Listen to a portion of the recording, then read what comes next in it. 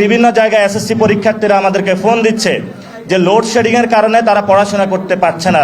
মাননীয় প্রধানমন্ত্রীকে আমরা বলবো, আপনার মুখ খোলা শুরু করুন। আমরা আপনার কাছে জবাবদিহিতা চাই। আপনি যে কাজটি করেছেন অ্যাকশনের আমরা রেজাল্ট দেখতে চাই।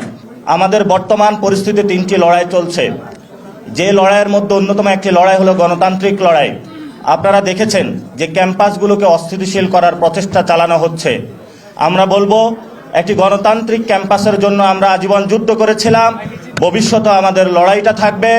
জাতীয় নাগরিক পার্টি বাংলাদেশের সকল ক্যাম্পাসে গণতান্ত্রিক পরিবেশ নিশ্চিত করার জন্য সরকারের কাছে অনুরোধ জানাচ্ছে এবং সাথে সাথে যদি কেউ গণতান্ত্রিক প্রক্রিয়া ব্যাহত করার জন্য যদি কোনো প্রচেষ্টা চালায়, আমরা ইনশাআল্লাহ রাজপথে ঐক্যবদ্ধভাবে থাকব তাদেরকে প্রতিরোধ করার জন্য।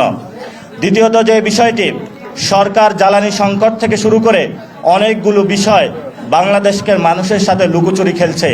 আমরা সরকারকে অনুরোধ জানাবো, দেশের প্রয়োজনে যেই কোনো কাজে বাংলাদেশের মানুষকে আমরা সার্ভ করতে প্রস্তুত আছি, কিন্তু সরকারকে খোলাসা করে বলতে হবে কেন লোডশেডিং হচ্ছে। জ্বালানি সরকার বলছে যে জ্বালানি আছে, কিন্তু আমরা পেট্রোল পাম্পে গিয়ে জ্বালানি পাচ্ছি না। তাহলে সমস্যাটা কোথায়? যদি সরকার মনে করে যে এখানে সিন্ডিকেট আছে নিয়ন্ত্রণের বাইরে, তাহলে সরকার যদি সিন্ডিকেট নিয়ন্ত্রণ করতে না পারে, দেশবাসীকে ঐক্যবদ্ধভাবে আহ্বান জানাক, তাহলে আমরা গিয়ে সিন্ডিকেট নিয়ন্ত্রণ করব। আমরা আশা করি যে সরকার জনগণের সামনে এই বিষয়গুলো খোলাসা করবে, যাতে জনগণ দেশের এই ক্রান্তিকাল মুহূর্তে, এটা শুধু বাংলাদেশ না, বৈশ্বিক ব্যবস্থা একটি পরিস্থিতির মধ্যে দিয়ে যাচ্ছে যে ইমার্জেন্সি ক্রাইসিসগুলো, জ্বালানি সংকট রয়েছে, ইনশাআল্লাহ আমরা আশা করি ঐক্যবদ্ধভাবে মোকাবেলা